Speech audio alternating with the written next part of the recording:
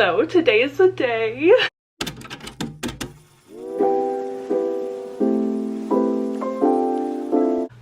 I am officially ready to go to see the Eras Tour movie.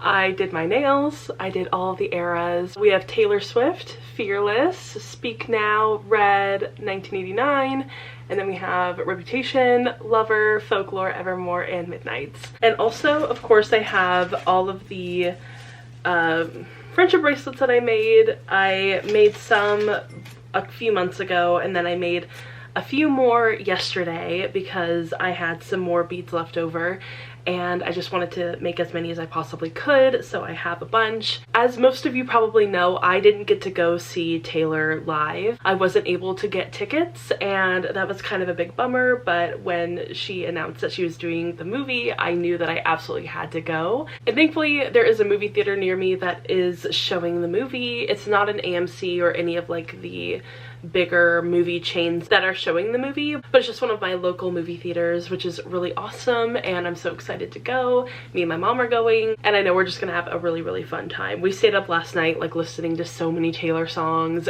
and having a lot of fun and getting ready for today, so yeah, I'm so excited. I just figured I would do a little vlog taking you guys along with us. And yeah, I've been like waiting for this day forever. Like I've been counting down to it. I've been so excited and I think that's gonna be a lot of fun. Oh my gosh, my hair looks so freshly cut. It's not freshly cut, but it looks like that.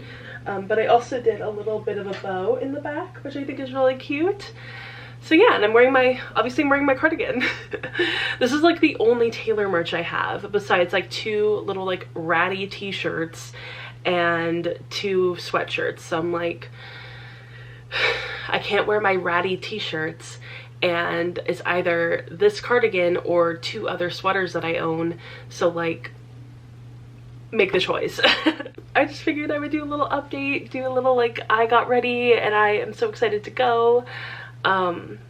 So yeah, I've tried to stay away from as many spoilers as possible. Like I know the gist of most of the songs that are gonna be in the movie, but I've tried to stay away from most of it just to kind of like give me some things to look forward to and some things to be surprised by. So I'm really excited. I don't know what the vibe is gonna be like at this movie theater. I don't know, you know, what people are planning on doing, if they're gonna like dance or sing or whatever, but I am open to whatever and I'm just really excited to go. So yeah, come along with us and let's go see the Eras Tour movie.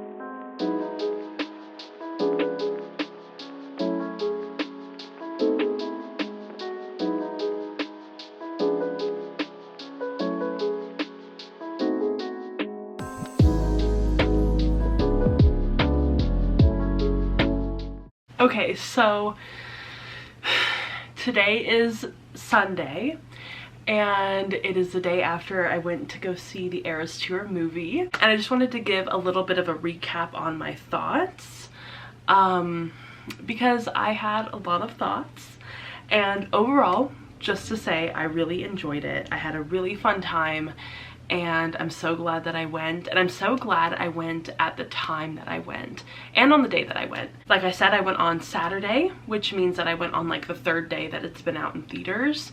So I felt like it was kind of like it was still like a really, really exciting vibe, but it wasn't too intense or like too overwhelming as like some of the videos I'd seen from the first and second days. So I'm really glad that I ended up going on the Saturday. I thought that was really good, and they still had cups, which I was really excited about, so I got a cup. It's currently in the kitchen right now, so I'm not gonna go grab it, but I think I did show it in a clip or two. Maybe you'll see it again later on in the vlog.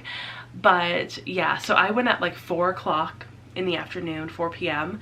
And I would say that like our movie theater was probably a little bit more than half full, like maybe 75% of the way full. And this movie theater, well, basically all the movie theaters in my city are like a smaller chain, like a much smaller chain. There's really only, I think, like 10 movie theaters in this chain. And so we don't have like an AMC, we don't have a, I don't know any of the other names, I think like Cinemark might be another name, but yeah, we don't have any of those like big movie theaters. We literally only have this small chain. That's the only kind of movie theater we have within like a 2-hour radius of my city. I think that it was a little bit different than anything else that literally anybody else was experiencing that has like an AMC. So my experience might be completely different than anybody else's experience, which is totally fine. So at my movie theater, the specific one that I went to, it's like a really old theater, and it's technically not just a movie theater, it's also like an actual theater where you can go see like a concert or a play or whatever. So it's a little bit different. It has a bit of a different layout. There's not like it's not like that really steep stadium seating. It's kind of like at a very low incline. So I was a little bit worried that like too many people were going to be standing up and it would be really hard to see the screen, because there's not much of a difference between like my seat and the seat in front of me. It's kind of almost at the same level. So I was a little bit worried about that, but it ended up being totally fine, because I'd say like half of the crowd at this theater were kids. So the kids were having a lot of fun. They were standing up and dancing and singing along, which was awesome. And because they're kids, they're short. They didn't, so when they stand up, it's not like they're like blocking the view or anything. And I really enjoyed the vibe of like having a lot more of like the baby Swifties in the crowd compared to it being mostly teenagers or adults. I would say like the crowd situation was totally fine, and I had a really, really good time. And I got to sing along too, and I definitely cried a couple of moments. I will say that I cried initially during Cruel Summer, because obviously it's like the beginning of the show. I got really emotional because I didn't get to go see it in person. So it was really fun and exciting to see it in the theater. And then I also definitely shed a little bit of tears during Lover. That song, ever since it came out, I don't know why, it really gets me. So I shed a few tears during that song, and then I really cried during Marjorie. That was a emotional experience. I would say that like the crowd didn't really get fully warmed up to like the level that it was for most of the movie until like the Fearless section, which I believe is right after the Lover section. I feel like the crowd really like got excited for the first couple of chords of Fearless. There's like, those are so iconic, so duh. And then I was really surprised because like the Evermore section got a huge round of applause from the crowd, like huge. And I'm telling you, like half of the crowd were kids. So I was like, why is Evermore getting such a big like reaction from everybody? I mean, I love Evermore. I know why I reacted, but I just thought that was really interesting. But I think like the most popular parts were Red, Reputation, and 1989. Like those ones were huge crowd favorites. I literally cannot imagine how she makes this look so effortless, because even some of the background dancers are looking a little like worse for wear by the midnight section. But she is looking like she could go like another 3 hours, and I'm like, how does she do this? What kind of magic does Taylor Swift have that she's able to do this for like over 3 hours and still look like she can keep going? I really enjoyed basically every part. Like there's no part of the concert where I was like, okay, I'm done, like okay, this is boring, or you know, whatever. I really like the surprise songs. Our song was so much fun. I love that song so much. It holds such a special place in my heart, and I will never ever ever forget, I think it was like 2007 or 2006. It was like somewhere early on where Taylor was on Dick Clark's New Year's Rockin' Eve and she performed our song, and I will never freaking forget that performance. Like every time I sing the song, I have to perform it the exact same way that she did in that performance. So yeah, I mean, I love that song. I've been a Swiftie since like 2006, so it's been such a long journey with Taylor, and getting to see this concert in movie theaters was so special and so fun. I had a really good time, and I don't really think there's anything else that like I really want to mention. I mean, everybody was dressed up really cute. I thought that was a lot of fun. I was the only person in my cardigan, which I totally understand because it was like 80 degrees yesterday, so it wasn't like it was cold enough to actually wear your cardigan. I technically just wore like a t-shirt and jeans and then put the cardigan on once I got in the theater. But yeah, like nobody was wearing their cardigan, and I was like, crazy. A lot of people were in like their red get-ups or their midnights get-ups. Those were like the two eras that I saw really heavily represented in the crowd, which was really cool. That's all I wanted to say for the Eras Tour concert movie. I'm so glad I went. I had a great time, and I wish that I could go again.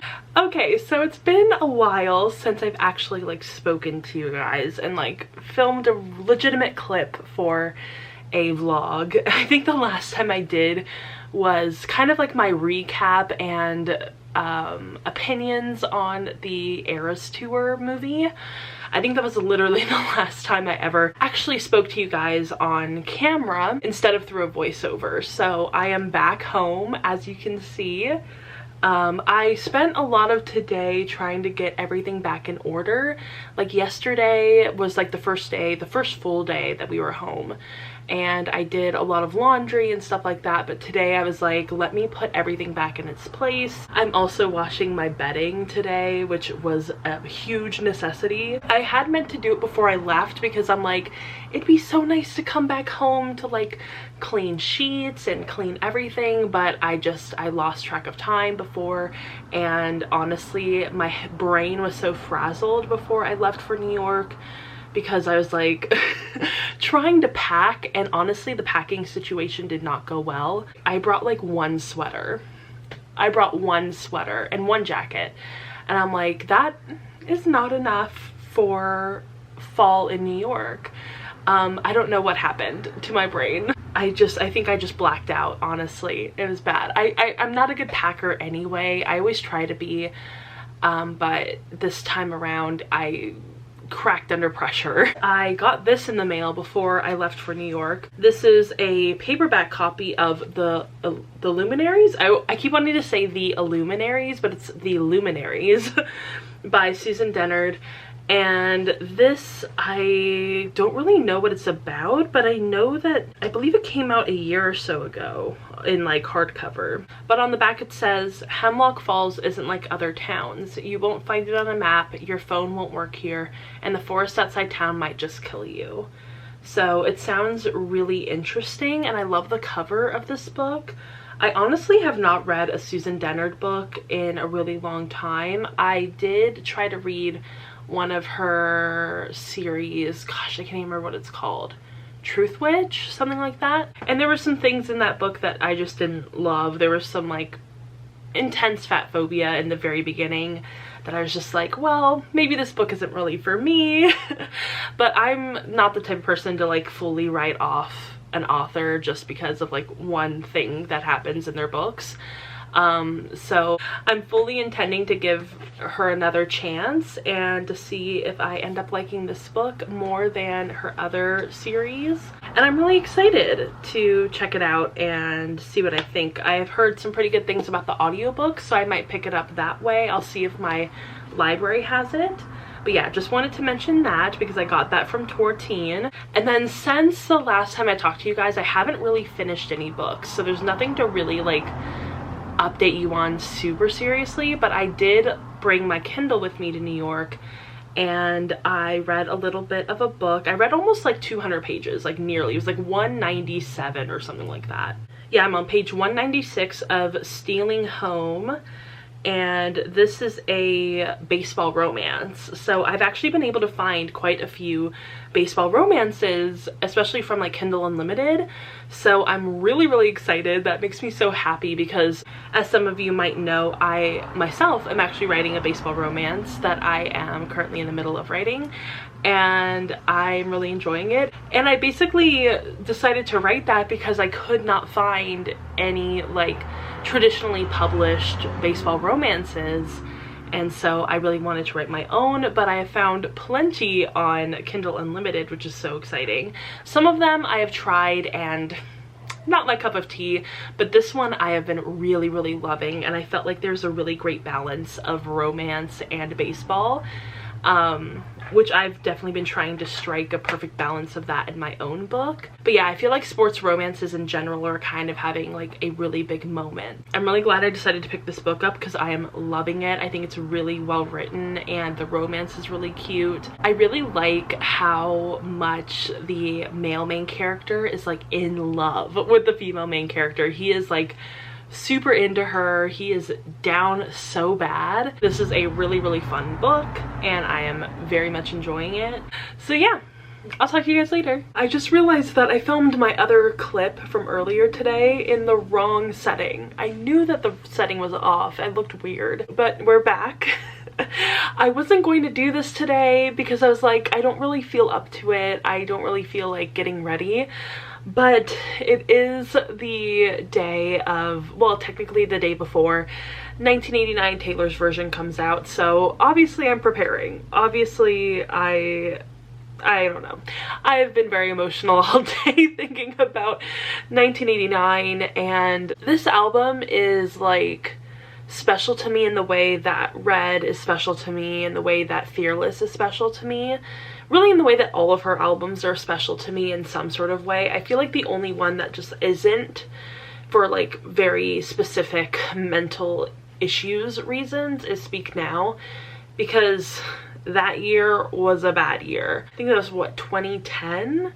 Yeah, that was a bad year for me. Like that was a really bad year. So I wasn't fully mentally there in 2010, so Speak Now has never really like resonated fully with me. Like of course I love Enchanted, Dear John, whatever. It's just not one of those albums that like sticks with me the way that her others do. So when that one was re-released, it just kind of flew by me. I mean, I enjoyed it, but it wasn't like anything too intense. But 1989 is such a pivotal album in my life. I was 19 years old. I had just gotten my first job. After like an entire year of job searching and not having any luck. Like I have the worst luck with getting jobs, by the way, like just historically really bad luck. So I'd finally gotten my first job. I worked at Michael's Arts and Crafts as a cashier, and that was literally maybe like 3 blocks away from my house. So I would walk to work, I would walk home from work, and there and back I would listen to 1989 because it had just come out. So this album is so special to me.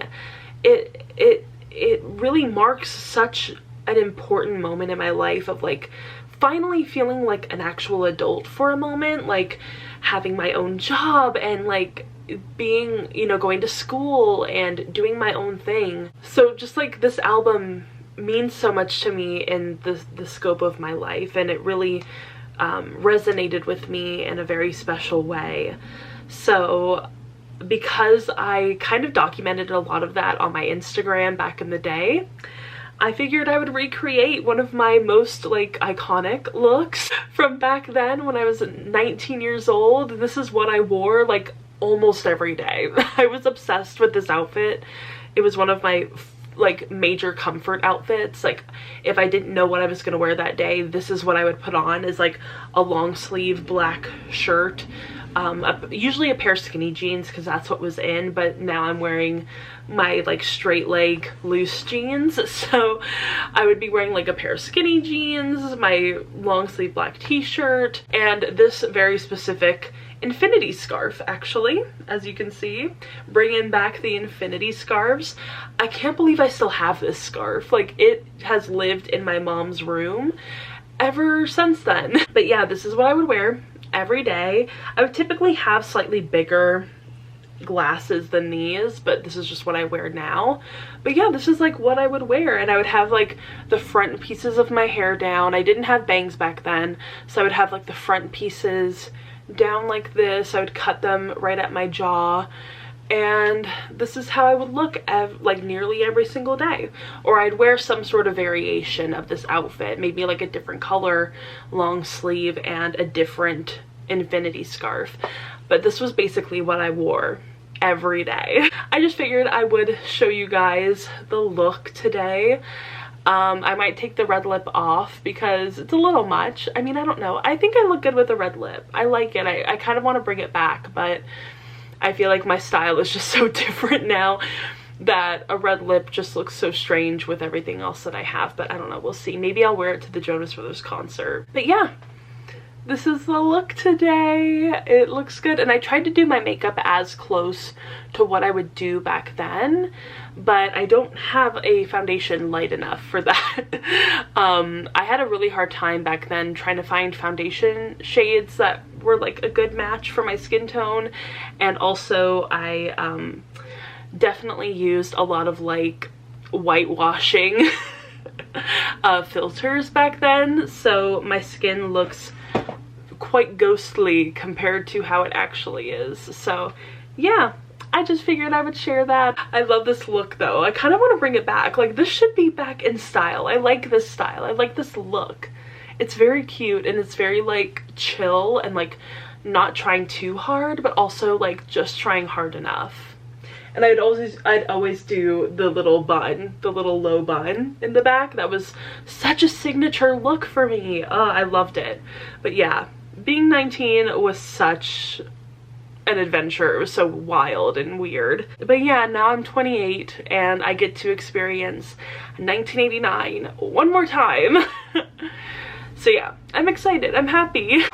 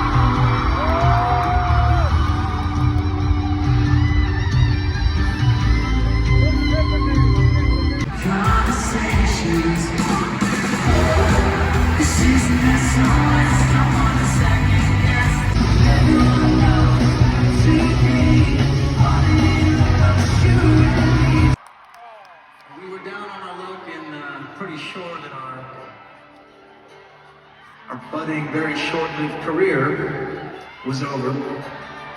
We had a choice to make. One darling, close my eyelids. Oh, get lost and drift away. Leave the mental need to just let go. Hold me close and give me that tip. To show you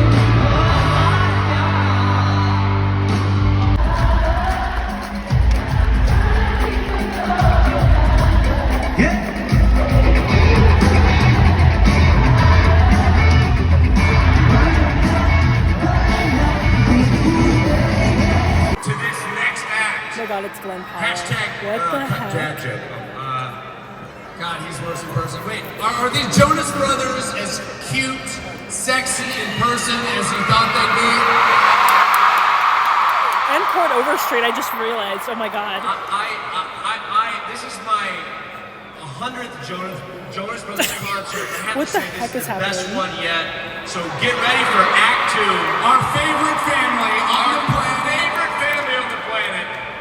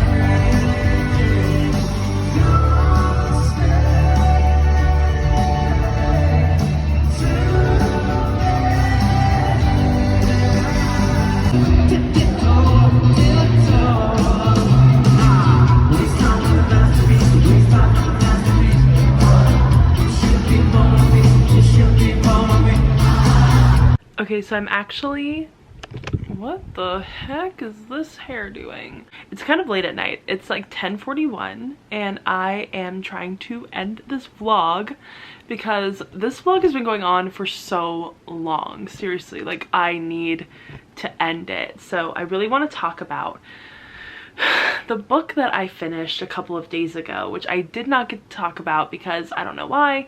I just ended up not updating you guys when I finished it, which I should have. But that was The Self-Same Metal by Brittany N. Williams. I finished that a few days ago, and basically, I don't know if I ever even talked about what this book is about, but it's basically like historical fantasy that takes place during the time of Shakespeare, and it's about this teenage girl, and she and her brother are part of like the acting troupe that Shakespeare is part of, and she's kind of like working behind the scenes. She does a lot of like the sword fighting and stuff like that, choreographing the sword play. And so she also has powers, and it has a lot to do with like the Orisha and stuff like that. But it's really cool because it kind of like involves a lot of like actual historical figures. Like it like Shakespeare plays a pretty big part in this book, and I think that that was really interesting, and I really enjoyed a lot of that. I feel a little bit of a slump coming on, honestly, and I know I'm sure you guys are all so sick of that, especially after like, what was it, like June, July, August, like all that, September probably even. I was just like in and out of a slump so bad, and I can feel it coming back, and I really don't want it to come back, so I'm nervous and I'm worried, but hopefully it won't, and I'll be able to find something to read. I did want to start something today, and I just could not get myself to start anything, so maybe tomorrow, I'm not really sure. Maybe I'll just wait until November 1st, but I'm also kind of debating whether I want to do NaNoWriMo, so I don't know if I'm gonna do that. I'm not really sure if I want to do NaNoWriMo this year. I can't decide. I know I didn't read a lot in this vlog. It was mostly like the Eras Tour and the Jonas Brothers The Tour concert, so sorry about that if that's not like your vibe, but I hope you guys had fun anyway, and I hope you guys enjoyed it, and hopefully next month will be more like writing focused. So if you're into writing vlogs, that'll be the perfect time for you. Anyway, I hope you all enjoyed this vlog. If you did, go ahead and give it a thumbs up and subscribe to my channel. Also go ahead and follow me on Instagram, Twitter, Goodreads, Storygraph, TikTok. All the links are down below, and I will see you all in my next video. Bye!